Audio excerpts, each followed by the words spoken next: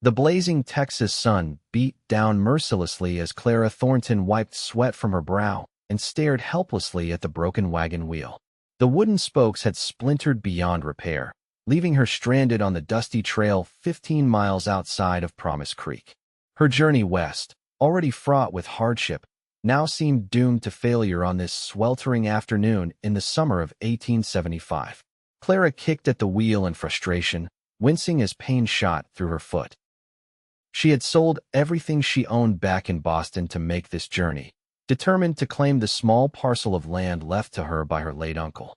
Now, her few remaining possessions sat in a wagon that wouldn't move, and her single horse looked as exhausted as she felt. "This is not how my new life was supposed to begin," she muttered, adjusting her bonnet against the relentless sun. The vast emptiness of the Texas plains stretched around her, beautiful but unforgiving. She had been warned about traveling alone, but Clara had always prided herself on her independence, a quality that had made finding a suitable husband in Boston society nearly impossible, according to her mother. At 24, she had grown tired of the endless matchmaking attempts and stifling expectations. When news of her uncle's death and surprising bequest had arrived, Clara had seized the opportunity for a fresh start, despite her family's protests. Now, she wondered if they had been right after all. The distant sound of hoofbeats pulled her from her thoughts. Clara squinted against the sun, making out the approaching silhouette of a rider. Her hand instinctively moved to the small Derringer pistol hidden in her skirt pocket, another decision her mother would have deplored. As the rider drew closer, she could make out more details. A tall man on a chestnut stallion, his face shadowed by a wide-brimmed hat. His clothes were dusty but well kept, and the way he sat his horse spoke of years in the saddle. "Afternoon, madam," he called out, his voice carrying across the distance between them. "Looks like you've got yourself some trouble." Clara straightened her spine, maintaining a cautious distance. "Just a broken wheel. I'm sure I can manage." The man dismounted with an easy grace that belied his tall frame. He kept a respectful distance, seeming to understand her wariness. "Luke Ramsey, madam. I run the Double R ranch about 10 miles north of here." He removed his hat, revealing sun-bronzed features and eyes the color of a summer storm. "Clara Thornton," she replied, relaxing slightly but keeping her hand near her pocket. "I was headed to Promise Creek." Luke nodded, moving slowly toward the wagon. "Mind if I take a look?" After a moment's hesitation, Clara stepped aside. He knelt beside the wheel, examining the damage with practiced eyes. His hands were rough with calluses, but moved with surprising gentleness over the splintered wood. "This wheel isn't going anywhere except a scrap pile," he said finally, standing and dusting off his hands. "How far have you come?" "Boston," Clara admitted, feeling suddenly exhausted as she said it. "I'm claiming land left to me by my uncle. 15 acres outside Promise Creek." Luke's eyebrows rose slightly. "Jonathan Thornton's place?" Clara's surprise must have shown on her face because he continued, "Small territories out here. Most folks know each other. Your uncle was a good man. Sorry for your loss." "Thank you," Clara said, touched by the sincerity in his voice. "Did you know him well?" "Well enough to know he'd want someone helping his niece," Luke replied. He glanced at the sun, already beginning its descent toward the horizon. "Promise Creek's still a good distance, and night comes quick out here. My ranch is closer. I can offer you a place to stay tonight, and tomorrow we can come back for your belongings with a proper wagon." Clara hesitated, weighing her limited options. The prospect of sleeping alone on the plains was daunting, but so was trusting a stranger, even one with kind eyes and knowledge of her uncle. "I understand your caution, Miss Thornton," Luke said, reading her thoughts. "If it helps, Mrs. Whitaker, my housekeeper, will be there to ensure all proprieties are observed. And I give you my word as a Ramsey that you'll come to no harm under my roof." Something in his steady gaze convinced her. Clara nodded, making her decision. "I appreciate your offer, Mr. Ramsey. I accept." "Good," he said with a slight smile. "Let's get what you need for the night and secure the rest." He paused, glancing at her horse. "Your mare looks spent. She can ride behind us, but I think you'd best ride with me." Clara felt her cheeks warm slightly at the thought. "I'm sure I can manage. It's a rough trail, Miss Thornton, and Samson here is sure-footed. I promise to be a gentleman." His expression was so earnest that Clara found herself nodding again. She quickly gathered a small bundle of essentials while Luke secured her wagon as best he could. When it came time to mount, he offered his hand and helped her up before swinging effortlessly into the saddle behind her. He maintained a respectful distance, though the proximity was still more intimate than any Clara had experienced with a man outside of a formal dance. As they set off, her mare following behind, Clara couldn't help but reflect on the strange turns life could take. This morning, she had been determined to reach her new home before sunset. Now she was riding with a stranger toward his ranch, the future once again uncertain. "Your uncle talked about you," Luke said after they had ridden in silence for a while. "He did?" Clara asked, surprised. "We only met a few times when I was young. He visited Boston rarely. He kept a photograph of you and your parents on his mantle. Said his niece had more spirit than half the men in Texas." There was a smile in Luke's voice. "Seeing as how you made it all the way from Boston on your own, I'd say he wasn't wrong." Clara felt a warm glow of pride. "My parents thought I was foolish to come. It takes courage to leave everything familiar behind," Luke replied. "But Texas has a way of rewarding those brave enough to take its challenges." As they crested a small rise, Clara gasped. Before them stretched rolling grasslands, golden in the late afternoon sun. In the distance, a cluster of buildings marked what must be the Double R Ranch, smoke curling lazily from a chimney. "It's beautiful," she breathed. "It can be harsh, too," Luke cautioned, though she could hear the pride in his voice. "But on evenings like this, there's nowhere else I'd rather be." Clara understood. Despite her circumstances, despite the broken wheel and uncertain future, something about this vast landscape called to her. Perhaps her uncle had felt it too. As they approached the ranch, Clara saw that it was larger than she had initially thought. A substantial main house of whitewashed wood stood proudly, surrounded by a barn, bunkhouse, and various outbuildings. Several cowboys were visible, tending to end-of-day chores. They looked up curiously as Luke rode in with Clara. "Boss brought back more than cattle this time," one called out good-naturedly. "Mind your manners, Peterson," Luke replied evenly. "Miss Thornton is our guest." He dismounted and reached up to help Clara down. His hands were strong at her waist, setting her gently on the ground. "Welcome to Double R," he said. Before Clara could respond, the front door of the main house opened, and a plump, gray-haired woman emerged, wiping her hands on her apron. "There you are, Luke. I was beginning to worry." She stopped short upon seeing Clara. "Well, now, who do we have here?" "Mrs. Whitaker. This is Miss Clara Thornton, Jonathan Thornton's niece from Boston," Luke explained. "Her wagon broke down on the Promise Creek Road. She'll be staying with us tonight." Mrs. Whitaker's face softened immediately. "Jonathan's niece. Well, bless my soul. Come in, child. You must be exhausted." She took Clara's arm, guiding her toward the house. "I'll have a bath drawn for you right away. Nothing refreshes like a good soak after a dusty journey." Clara glanced back at Luke, who nodded encouragingly. "Go on. I'll see to your horse and things. Dinner's at 6, Mrs. Whitaker?" "On the dot," the housekeeper confirmed. "Don't you dare be late, Luke Ramsey. And tell the boys I've made apple pie." Inside, the ranch house was surprisingly comfortable, with solid furniture and touches of refinement Clara hadn't expected to find on the frontier. Mrs. Whitaker led her to a pleasant guest room with a real bed and clean linens. This was Luke's mother's room, the housekeeper explained as she bustled about, opening windows to catch the evening breeze. "She passed on 5 years ago, God rest her soul. His father followed a year later. Luke's been running things ever since."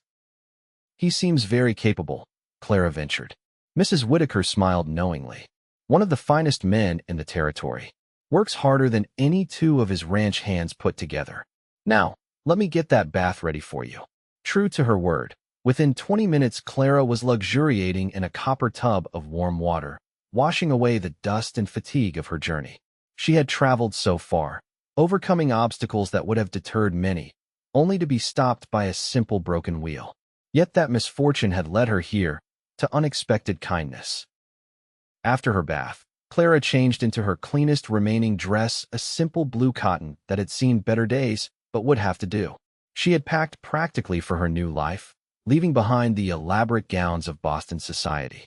When she entered the dining room, she found Luke already there, freshly washed and wearing a clean shirt. He stood immediately at her entrance. "Miss Thornton, I trust you found everything to your satisfaction." "More than satisfactory, Mr. Ramsey. Thank you for your hospitality." Mrs. Whitaker bustled in with a large tureen of stew, followed by a young Mexican woman carrying a basket of bread. "This is Maria," Mrs. Whitaker said. "She helps me in the kitchen and with the housekeeping." Maria smiled shyly at Clara before returning to the kitchen. Soon the table was laden with a hearty meal that reminded Clara how long it had been since she'd eaten properly. "I've arranged for 2 of my men to ride with us tomorrow to retrieve your wagon," Luke said as they ate.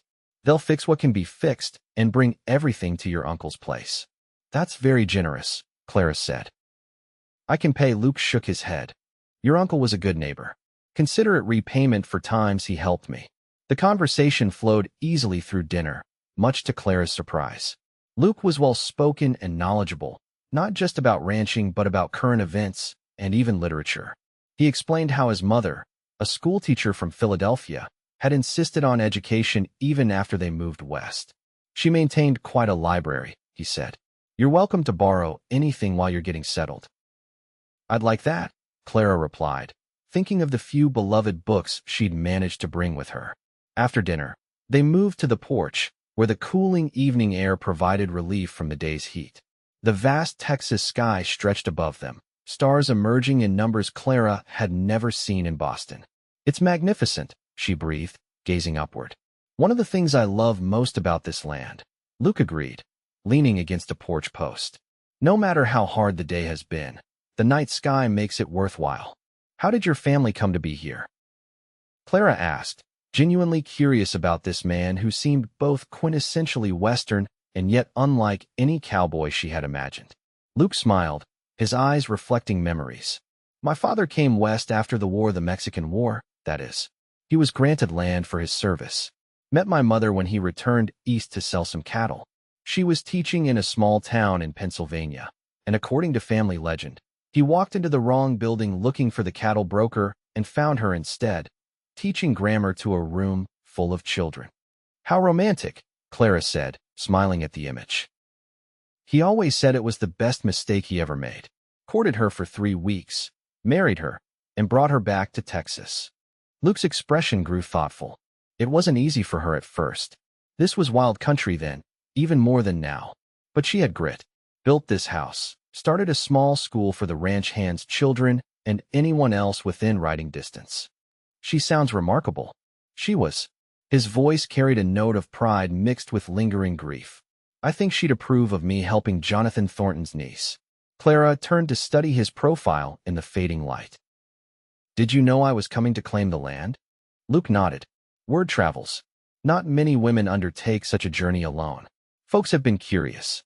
And what do folks think of a woman trying to work land on her own?" Clara asked, a defensive edge creeping into her voice.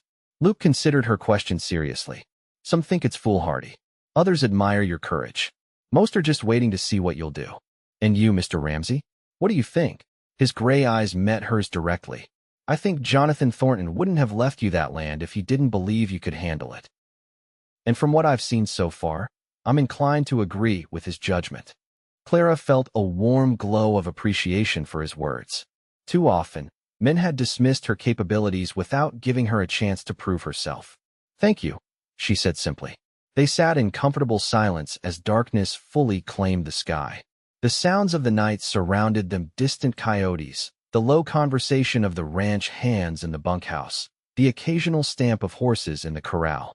"We should start early tomorrow," Luke said finally, straightening.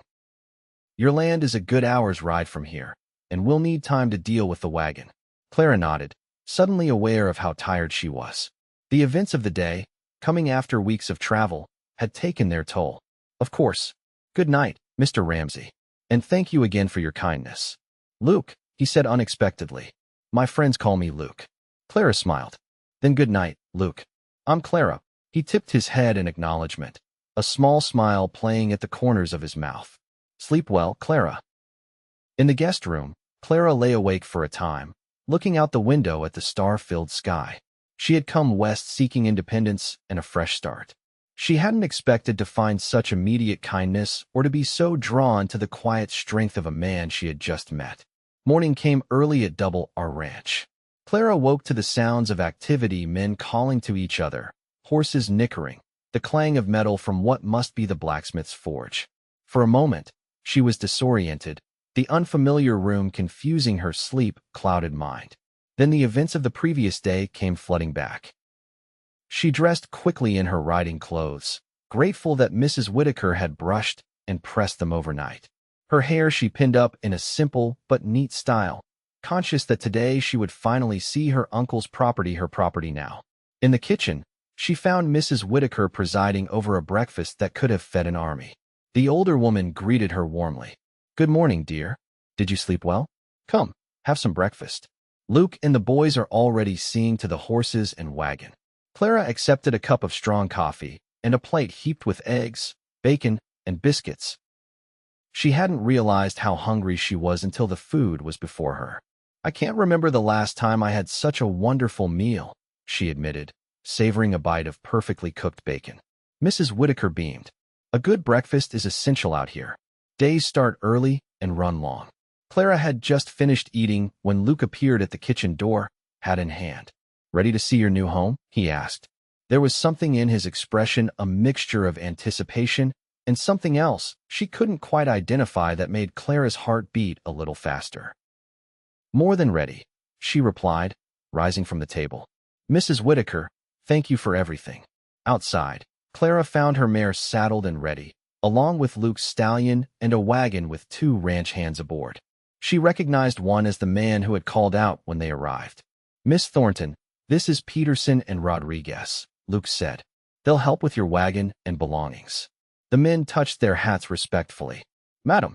With Luke's assistance, Clara mounted her horse, feeling more confident than she had the previous day. The rest had done the mare good. She seemed eager to move. They set out as the sun was just clearing the eastern horizon, painting the landscape in gold and rose. Clara felt a surge of excitement and anticipation. After so many weeks of travel, today she would finally reach her destination. "Your uncle's place, your place now, is about 20 miles from town," Luke explained as they rode. "Good land, with a creek running through the northeast corner. The house is small but solid. Jonathan was always handy with tools." "Did he farm the land?" Clara asked. "Some. Mostly he raised a few cattle and horses. Had a good eye for horseflesh." Luke glanced at her curiously. "What are your plans for the property?" Clara had thought long and hard about this during her journey west. "I thought to continue with horses, if possible. I've always had a way with them. In Boston, I helped at my father's friend's stables whenever I could slip away from my mother's social engagements." Luke looked impressed. "Horses are good business if you know what you're doing. Demand's always high for quality stock. I have much to learn about raising them," Clara admitted. "But I'm willing to work hard. That's the most important quality out here," Luke said with approval. They stopped briefly at Clara's abandoned wagon. Peterson and Rodriguez set to work immediately, assessing what could be salvaged and loaded onto their wagon. "We'll need to replace this wheel entirely," Peterson reported. "But the rest looks sound enough." "Good," Luke nodded. "Load what you can and follow us to the Thornton place. We'll come back for the wagon itself tomorrow." Back on the trail, Clara found herself riding alongside Luke, their horses maintaining a steady pace. She studied the landscape with new eyes, knowing that somewhere ahead lay her future. "There," Luke said finally, pointing toward a distant stand of trees. "You can just make out the roof of the house." Clara squinted, excitement building as she spotted the dark line of a roof among the green. As they drew closer, more details emerged. A small but neat cabin with a covered porch, a barn and corral behind it, all nestled in a gentle dip in the land that offered some protection from the elements. When they finally reached the property, Clara reined in her horse, taking in what was now hers. The cabin was indeed small, but well built, with glass windows and a stone chimney. The surrounding land rolled gently, with the promised creek visible in the distance, marked by a line of cottonwoods. It was beautiful in a rugged, honest way that spoke to something deep within her. Luke watched her face, seeming to understand the significance of the moment. Without a word, he dismounted and came to help her down. "Welcome home, Clara Thornton," he said quietly. The simple words brought unexpected tears to her eyes.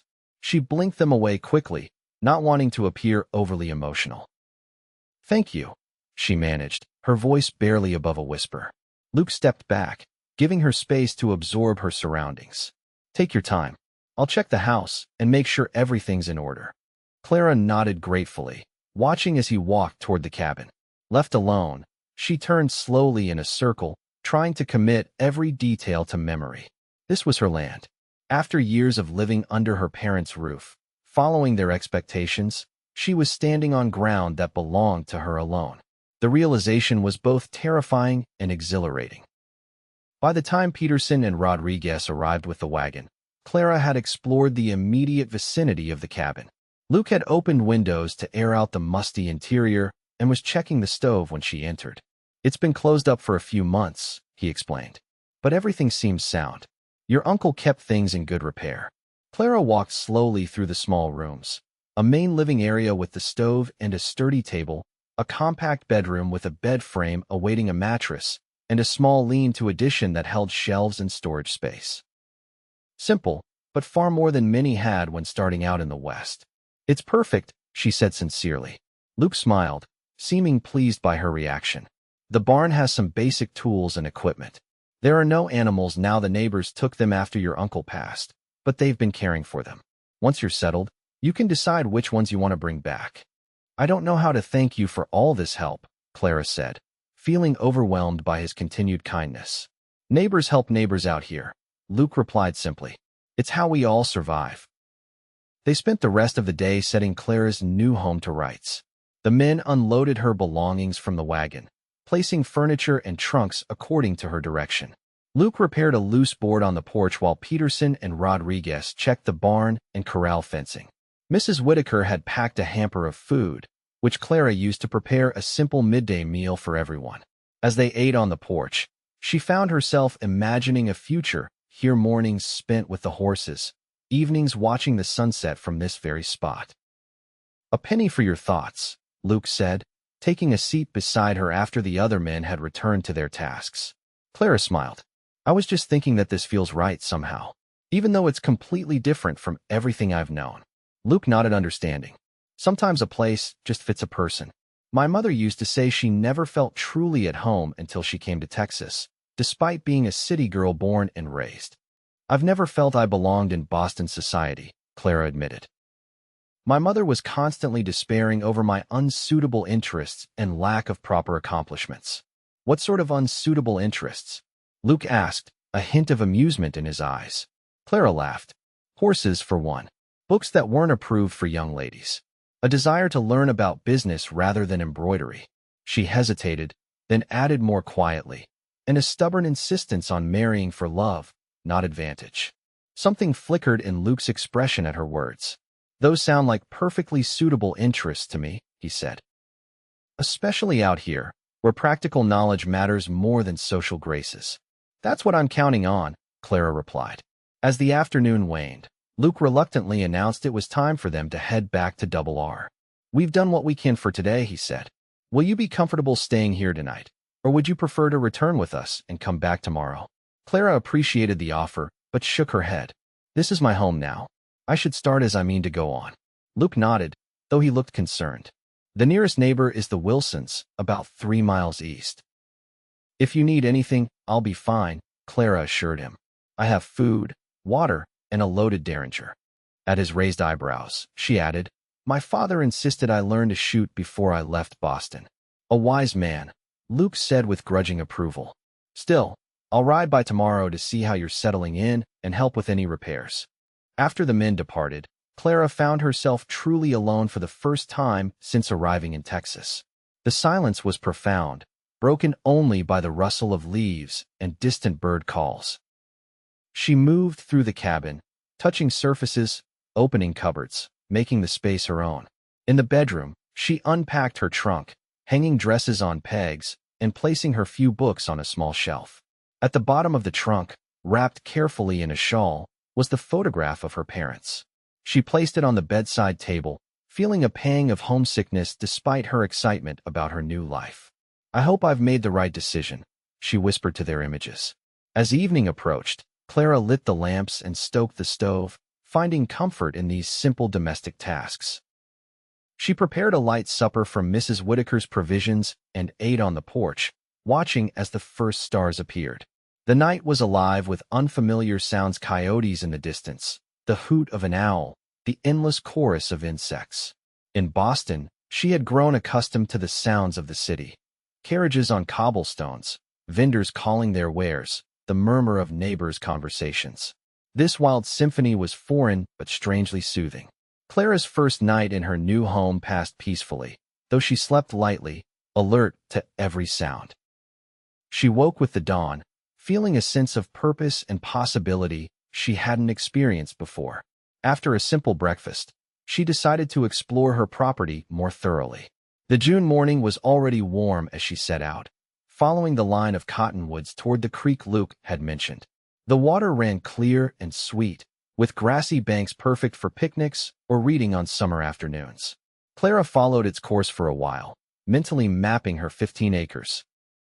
She found evidence of her uncle's work everywhere: well-maintained fences, carefully placed windbreaks, a small orchard with apple and peach trees.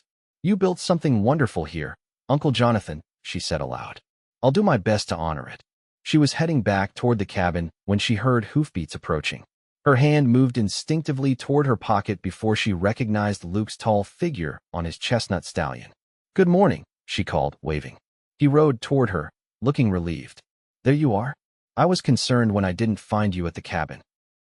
"Just exploring my kingdom," Clara said lightly, though she was touched by his concern. "It's even more beautiful than I imagined."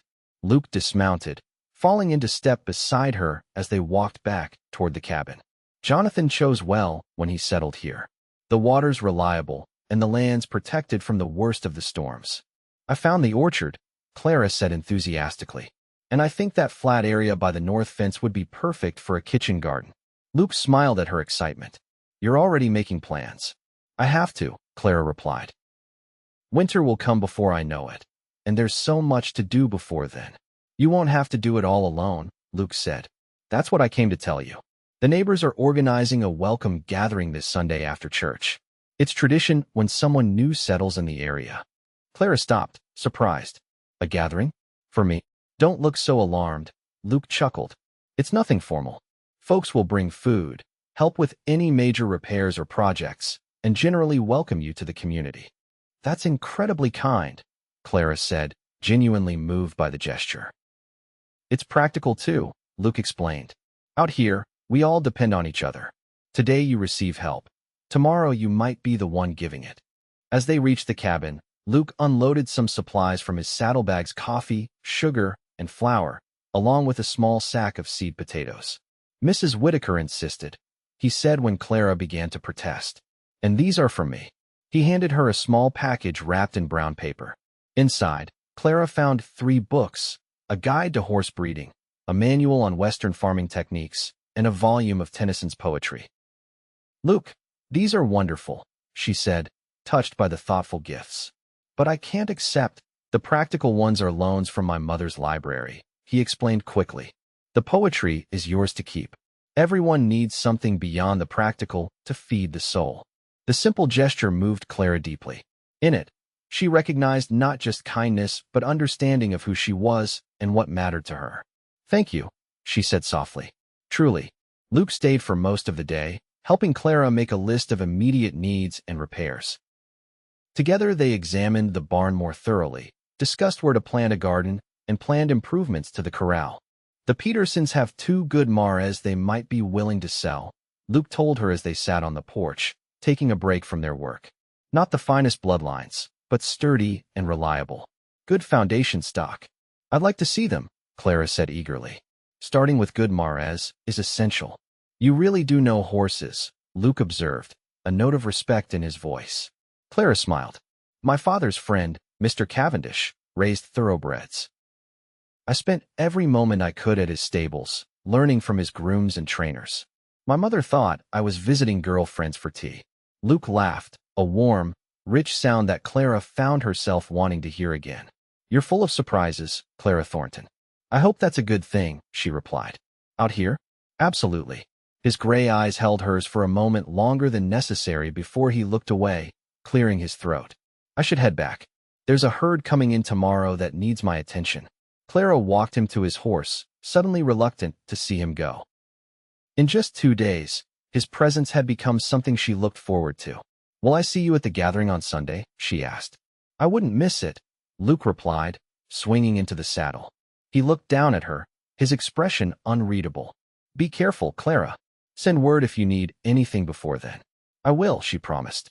She watched him ride away, his figure gradually diminishing against the vast Texas landscape.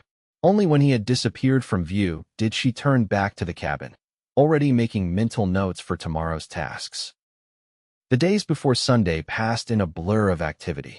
Clara cleaned every corner of the cabin, planted a small herb garden with seeds Mrs. Whitaker had sent, and explored more of her property. Each night, she fell into bed exhausted but fulfilled, already feeling a deep connection to this place that was now her home. On Saturday afternoon, she was startled by the arrival of a wagon driven by a woman about her own age, with a young boy of perhaps 10 beside her. Hello, the woman called cheerfully. I'm Rebecca Wilson. This is my son, Thomas. We're your nearest neighbors. Clara hurried to greet them, genuinely pleased to meet more members of her new community.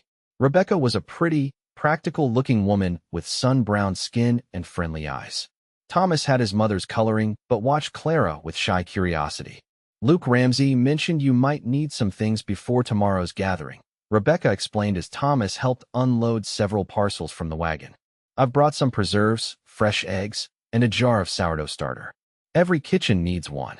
That's so kind, Clara said, helping carry the items inside.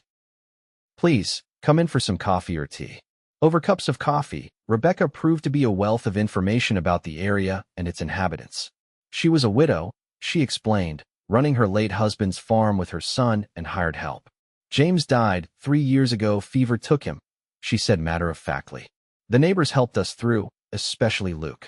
He made sure we had hands when we needed them for harvest and calving. He seems to help everyone, Clara observed. Rebecca smiled knowingly. Luke Ramsey's the best man in the county. Half the unmarried women between here and San Antonio have set their caps for him, but he keeps his distance. Some say he's still grieving his parents. Others think he's married to that ranch of his. Clara found herself unreasonably interested in this information, but tried to keep her expression neutral. He's been very kind to me. Has he now? Rebecca's eyes twinkled. Interesting. He rode all the way over to our place specifically to make sure we knew about your arrival and the gathering. Clara felt her cheeks warm slightly. I'm sure he would do the same for any newcomer. Perhaps, Rebecca conceded, though her smile suggested she thought otherwise. Now, about tomorrow. Church is at 10 in Promise Creek. The gathering will start around noon, right here. Don't worry about providing anything that's not expected for the newcomer. After Rebecca and Thomas departed with promises to see her the next day, Clara found herself both excited and nervous about the community gathering. What if they didn't approve of a single woman trying to run a horse farm? What if they found her too Eastern, too different? Sunday morning dawned clear and beautiful.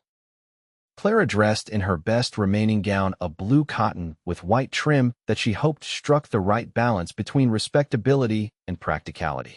She arranged her hair carefully and even added a touch of rose water, her one concession to vanity. The small church in Promise Creek was already filling when Clara arrived. She hesitated at the entrance, suddenly conscious of being a stranger, when she heard her name called. Rebecca Wilson waved from a pew halfway down the aisle, patting the space beside her invitingly. Gratefully, Clara joined her, nodding politely to the curious glances sent her way. She was just settling in when she felt rather than saw Luke enter the church. He nodded to several people before taking a seat across the aisle, a few rows behind Clara. Though she didn't turn to look at him, she was acutely aware of his presence. The service was simple but heartfelt, the congregation singing hymns with enthusiasm if not always perfect pitch. The minister, Reverend Granger, welcomed Clara publicly, inviting her to stand while the congregation murmured greetings. Miss Thornton comes to us from Boston to claim her late uncle's property, the Reverend announced. Let us show her the true spirit of Christian fellowship as she begins her new life among us. After the service, Clara found herself surrounded by well-wishers, so many names and faces that she could hardly keep them straight. Luke stood a little apart, watching with what looked like approval as she navigated the social waters. "You've made quite an impression," he said when he finally approached her. "Mrs. Patterson has already decided you'll be perfect for her literary society, and Widow Jones wants you to help with the school Christmas pageant." Clara laughed. "Everyone has been so welcoming. It's overwhelming." "Ready to head back for the gathering?" Luke asked. "I can escort you, if you'd like." The offer sent a pleasant warmth through Clara. "I would like that very much." The ride back to her property was filled with easy conversation about the church service, the people she'd met, and what to expect at the gathering. Luke seemed more relaxed than she'd seen him before, as if showing her around his community gave him genuine pleasure. When they arrived at the cabin, Clara was astonished to find several wagons already there and more approaching. Men were unloading lumber and tools, while women were setting up tables with food. "I had no idea it would be so many people," she said, suddenly nervous. "Don't worry," Luke reassured her. "Just be yourself. That's who they want to meet." The afternoon that followed was unlike anything Clara had experienced in Boston society. There were no formal introductions, no rigid social hierarchies. Children played freely while adults worked, ate, and socialized. The men repaired her porch steps, reinforced the barn roof, and dug a proper vegetable garden. The women filled her pantry with preserves and baked goods, helped her arrange furniture, and offered practical advice about everything from laundry to dealing with snakes. Throughout it all, Luke moved easily among the crowd, directing work projects, joking with the men, respectful with the women. Clara caught him watching her several times, his expression thoughtful. As the afternoon waned, someone produced a fiddle, and impromptu dancing began in the cleared area before the cabin. Clara found herself swept into a lively reel, partnered first with Thomas Wilson, then with the blacksmith, Mr. Hanson. When the music shifted to a slower waltz, Luke appeared before her, hand extended. "May I have this dance, Miss Thornton?" Clara placed her hand in his, heart beating a little faster as he led her into the dance. He moved with surprising grace for such a tall man, guiding her confidently through the steps. "Are you enjoying your welcome party?" he asked, his voice low enough that only she could hear. "It's wonderful," Clara replied sincerely. "I never expected such generosity." "You've impressed them," Luke said. "Not many women would undertake what you have, and fewer still would face it with such determination." "I haven't actually accomplished anything yet," Clara pointed out. Luke's hand tightened slightly at her waist. "You will. I have no doubt of that." The certainty in his voice boosted Clara's confidence. She looked up at him, struck again by the warmth in his gray eyes. "Thank you for believing in me. It means more than you know." Something shifted in Luke's expression, a softening that made Clara's breath catch. For a moment, it seemed he might say something more, but the music ended, and they were separated by the formation of a new dance. As twilight approached, families began to depart, leaving Clara with a fully stocked pantry, several needed repairs completed, and a sense of belonging she hadn't anticipated finding so quickly. Luke was among the last to leave, helping to clean up and ensure everything was in order. "I can't thank you enough," Clara said as they stood on her porch, the last wagon disappearing down the road. "For the party, for introducing me to everyone, for all your help." "You've thanked me enough," Luke replied with a small smile. "But you're welcome all the same." He hesitated, then added, "I'll be busy with the herd for the next few days, but I'll ride by when I can to see how you're getting on." Clara nodded, trying to hide her disappointment at the thought of not seeing him for several days. "Of course, you have your own responsibilities." Luke studied her face in the fading light, seeming reluctant to leave. Finally, he reached out and briefly touched her hand. "Good night, Clara." "Good night, Luke," she replied softly. As she watched him ride away, Clara acknowledged to herself what she had been trying to deny. In the space of just a few days, Luke Ramsey had become important to her in a way no man ever had before. The days that followed were busy ones for Clara. Armed with advice from her new neighbors and books from Luke, she set about establishing her horse farm in earnest. She purchased the 2 mares Luke had recommended from the Petersons, along with a sturdy gelding for work around the property. Rebecca Wilson's son Thomas came by several afternoons to help with heavier tasks, earning a small wage that Clara insisted on paying despite Rebecca's protests. True to his word, Luke was absent for nearly a week, occupied with his ranch duties. Clara told herself she was too busy to miss him, but each day she found herself glancing down the road, hoping to see his familiar figure approaching. When he finally appeared late one afternoon, Clara was in the corral, working with one of the mares. She spotted him riding toward the cabin and felt a surge of pleasure so intense it startled her. "I was beginning to think you'd forgotten the way," she called teasingly as he dismounted. Luke's smile was warm as he secured his horse to the hitching post. "Not likely." The herd took longer than expected to move to the north pasture. He approached the corral, leaning on the fence to watch her work. "That mare's coming along nicely." "Daisy has a sweet temperament," Clara agreed, patting the horse's neck before joining Luke at the fence. "I've been working with her every day." The Peterson boy thinks she might be in foal, though it's too early to be certain. "That would be a stroke of luck," Luke said. "Starting your breeding program sooner than expected." Clara nodded excitedly. "I've been reading the book you lent me. There's so much to learn, but it's fascinating." Luke's eyes lingered on her face, taking in her sun-kissed cheeks and the wisps of hair that had escaped her practical braid. "You look like you belong here already," he said softly, "as if you've always been part of this land." The simple observation touched Clara deeply. "I feel that way sometimes, as if I've finally found where I'm meant to be."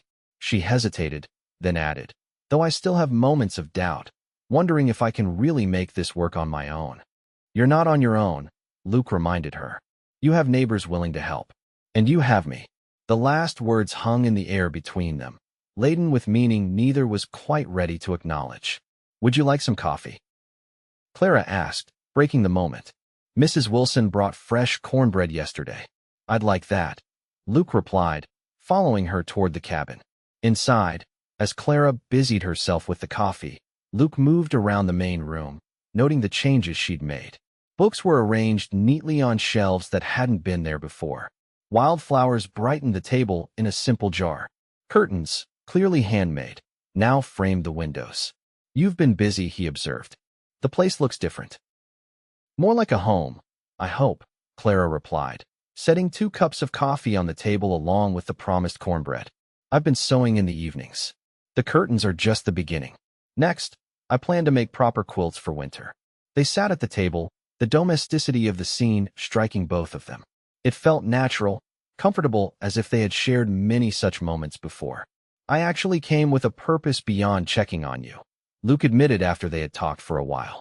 "There's a horse auction in San Antonio next weekend. Some good breeding stock will be available. I thought you might want to come along." Clara's eyes lit up at the prospect.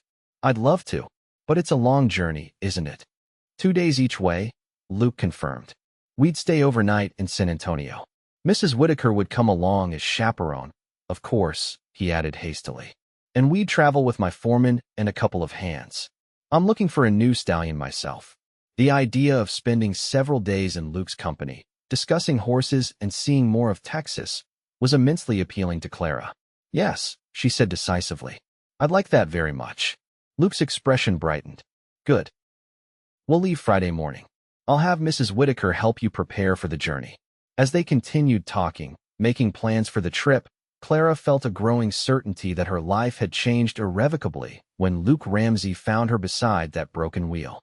Whether it was providence or simple chance, she was increasingly thankful for the twist of fate that had brought him into her life.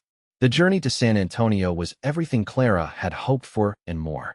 The small party traveled at a comfortable pace, with Luke pointing out landmarks and sharing stories about the territory. Mrs. Whitaker proved to be an amiable companion, her practical nature balanced by a sharp wit that kept everyone entertained. They arrived in San Antonio late Saturday morning, the bustling city a stark contrast to the quiet countryside they'd traveled through. Clara, who had grown up in Boston, was nonetheless impressed by the vibrant mix of cultures evident in the architecture, food, and people. "It's like no city I've ever seen," she remarked as they made their way through the crowded streets toward the hotel Luke had recommended. "San Antonio has a unique character," Luke agreed. Spanish, Mexican, and American influences all mingled together. After settling in at the hotel modest but clean, with separate rooms for Clara and Mrs. Whitaker and another for Luke and his men, they headed to the auction grounds to preview the horses that would be sold the following day. Here, Clara was in her element. She moved confidently among the stalls, assessing conformation, temperament, and potential with a practiced eye that clearly surprised Luke.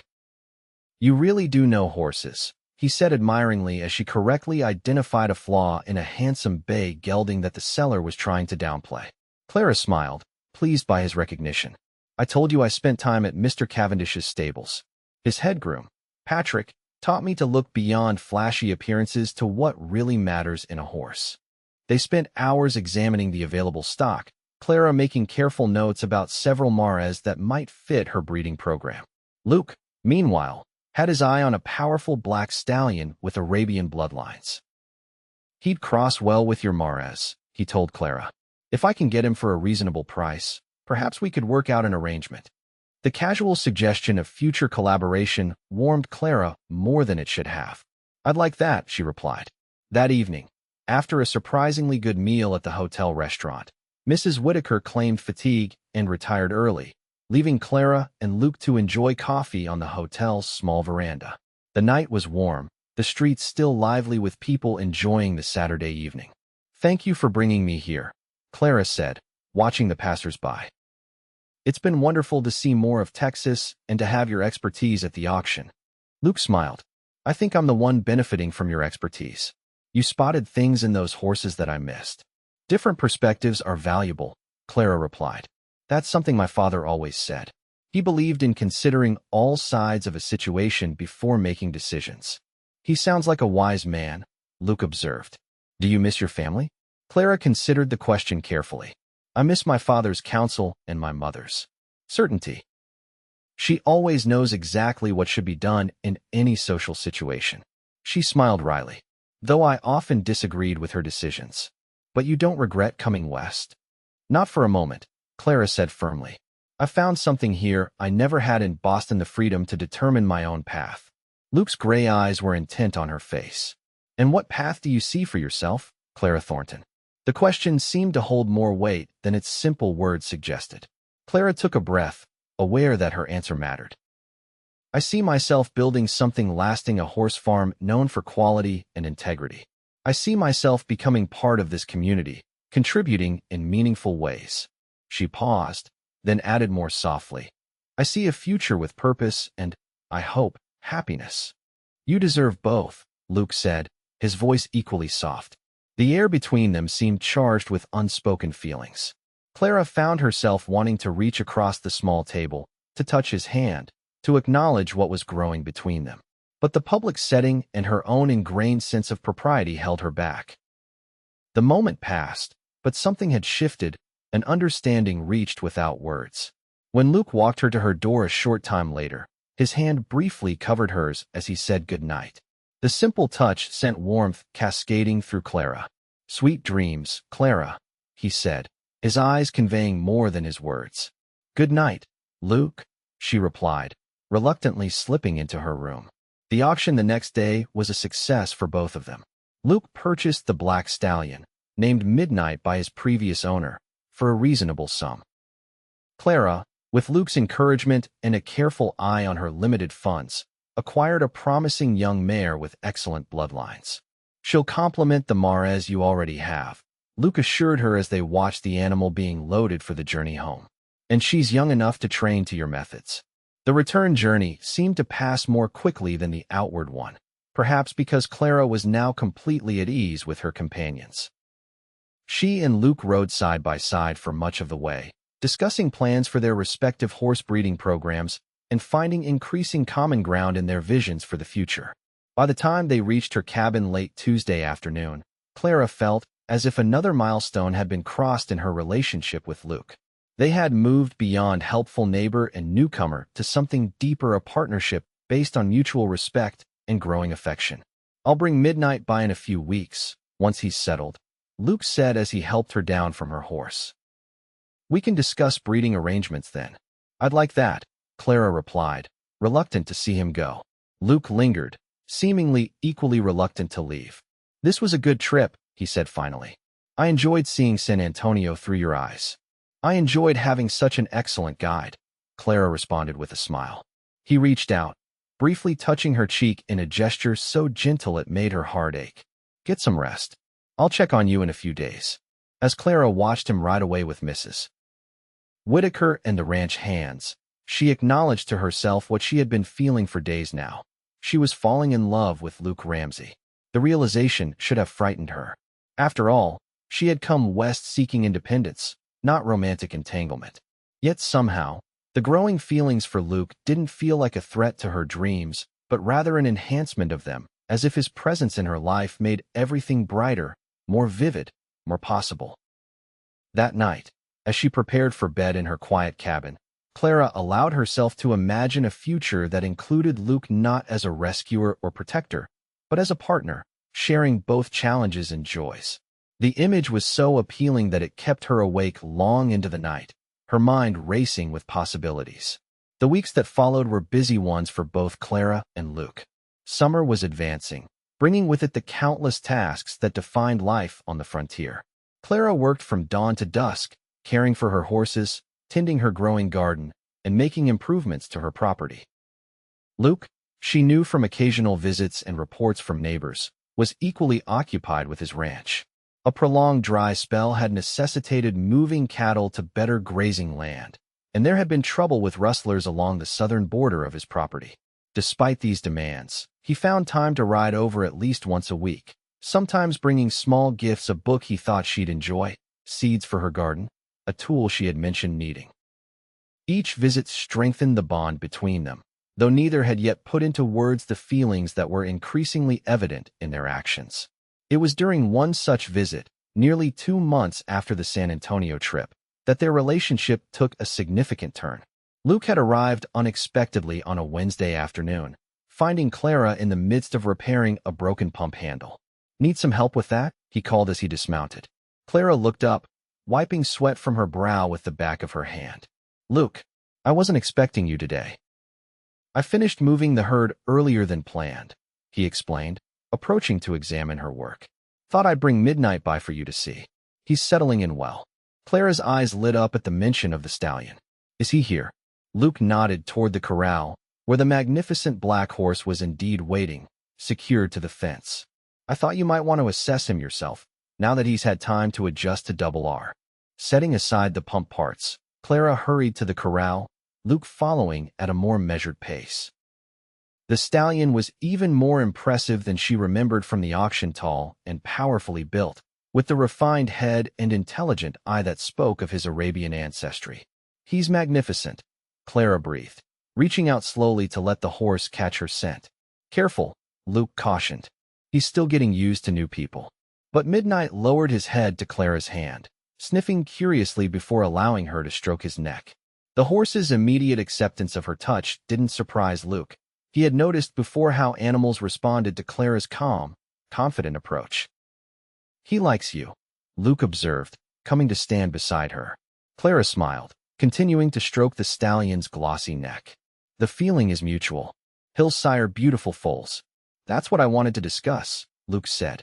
"I've been thinking about our breeding arrangement. Midnight could service your Maras this season, but we should consider a more formal partnership for the future."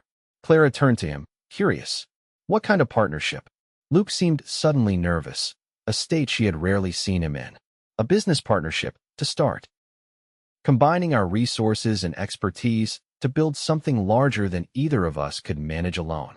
"That makes practical sense," Clara agreed, wondering why such a logical proposal would make him uncomfortable. "Your land and experience, my knowledge of bloodlines and training."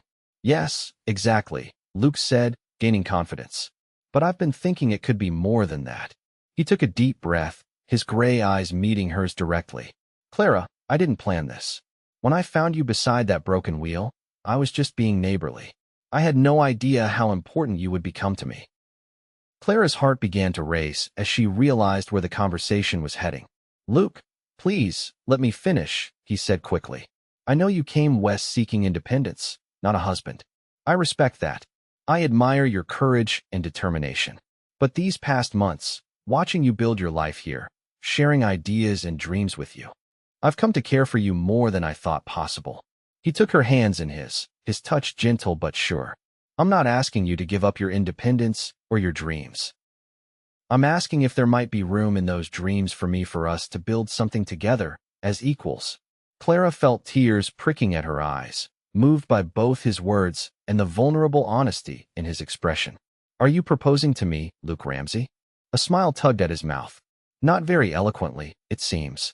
But yes, Clara Thornton, I am asking if you would consider becoming my wife. Not now, necessarily. I know we still have much to learn about each other. But someday, when you're ready." Clara looked up at him. This tall, steady man who had come into her life by chance and become essential to her happiness.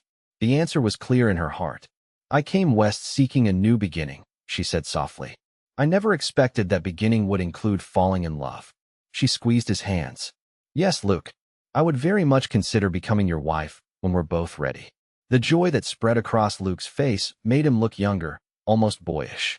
Slowly, giving her time to pull away if she wished, he leaned down and kissed her. It was a gentle kiss, warm and sweet and full of promise. When they finally parted, Luke kept her close, his arms around her waist. "I should have done that weeks ago," he murmured. Clara laughed, feeling lighter than she had in years. "We have time to make up for it." They spent the remainder of the afternoon talking about possibilities for their horse breeding partnership, for their personal relationship, for their shared future. Nothing was decided definitively. Both recognized the value of allowing their bond to strengthen naturally over time.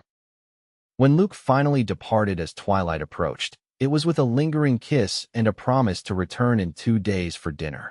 Clara watched him ride away, midnight following on a lead rope, with a sense of wonder and gratitude. The path ahead would not be easy. Building successful horse farms required hard work, knowledge, and no small amount of luck. Merging two independent lives into a shared one would bring its own challenges. But standing on her porch as the first stars appeared, Clara felt confident that together, they could overcome whatever obstacles arose. She had come west seeking independence and found it along with a love she hadn't been looking for, but now couldn't imagine living without. The broken wagon wheel that had seemed such a disaster had in fact been the beginning of everything good in her new life. The following months brought changes both expected and surprising. Clara's horse farm began to take shape, with the addition of a proper stable built with help from Luke and his men.